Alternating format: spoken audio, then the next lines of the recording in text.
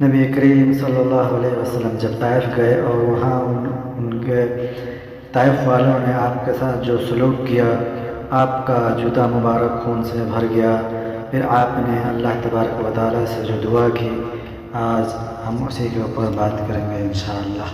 حمدنا صلی علی رسول الکریم، اما بعد، اعوذ باللہ من الشیطان الرجیم، بسم اللہ الرحمن الرحیم۔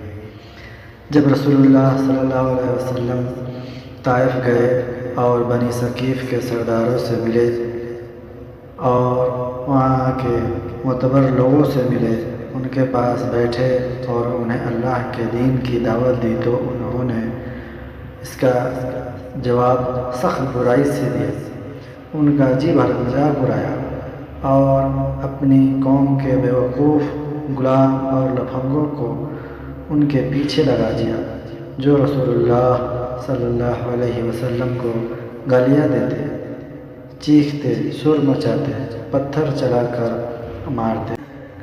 اس سمے نبی کریم صلی اللہ علیہ وسلم سخت زخمی ہوئے۔ وہ بہت زیادہ تکلیف میں تھے، کیونکہ جتنی تکلیف وہاں آپ کو پہنچائی گئی تھی، اتنی تو مکہ کے مشرکین نے بھی نہیں پہنچائی تھی۔ طائف والے دو لائن بنا کر راستے کے دونوں جانب بیٹھ گئے۔ جب تک آپ صلی اللہ علیہ وسلم چلتے رہے، وہ برابر پتھر پھینک کر مارتے رہے، یہاں تک کہ آپ کا شریر خون سے لت پت ہو گیا۔ آپ کی دونوں ایڑیوں سے بھی برابر خون بہے جا رہے تھے۔ آپ کے دل میں اور زبان پر فریاد باری تعالیٰ جاری تھی۔ آپ اپنی کمزوری اور مجبوری کی کمی کی شکایت اللہ تعالیٰ سے کر رہے تھے اور اسی سے پناہ، مدد اور مانگ رہے تھے۔ آپ کی زبان پر یہ دعا تھی۔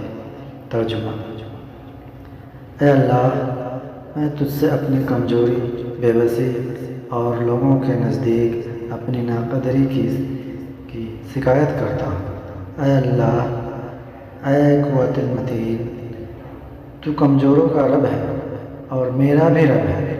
تو نے مجھے کس غیر کے حوالے کر دیا جو مجھ سے سختی سے پیش آئے، اور کس دشمن کو تو نے میرے معاملے کا مالک بنا دیا۔ اگر تو مجھ سے ناراض نہیں ہے تو پھر مجھے کوئی پرواہ نہیں، لیکن تیری رحمت میرے لیے زیادہ کشادہ ہے۔ میں تیرے چہرے کے اسے نور کی پناہ چاہتا ہوں جس سے اندھیرے اجالے میں بدل جاتے ہیں اور جس پر دنیا و آخرت کے معاملات ٹھیک ہو جاتے ہیں۔ اے اللہ، مجھ پر تیرا غضب نازل ہو یا ناراضگی، میں تو اس سمے تک دعا کرتا رہوں گا جب تک کہ تو راضی نہ ہو جائے۔ تیرے علاوہ کسی کے پاس نہ کوئی اختیار ہے اور نہ طاقت۔ اللہ تعالیٰ نے پھر پہاڑوں کے فرشتوں کو بھیجا، ان سے آ کر آپ سے گزارش کی کہ اگر آپ ہمیں اجازت دیں تو میں طائف کے لوگوں کو ان دونوں پہاڑوں کے درمیان پیش کر رکھوں۔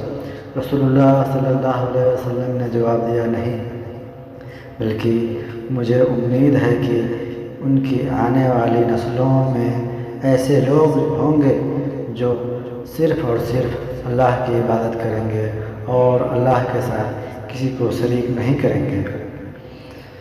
ناظرین اکرام، اگر ہماری ویڈیو پسند آئی ہو تو ہمارے چینل کو سبسکرائب کیجیے اور ہمارے ویڈیو کو لائک کیجیے۔ کمنٹ میں آپ کے مشورے کا منتظر ہوں، اپنے خیالات کا اظہار کیجیے۔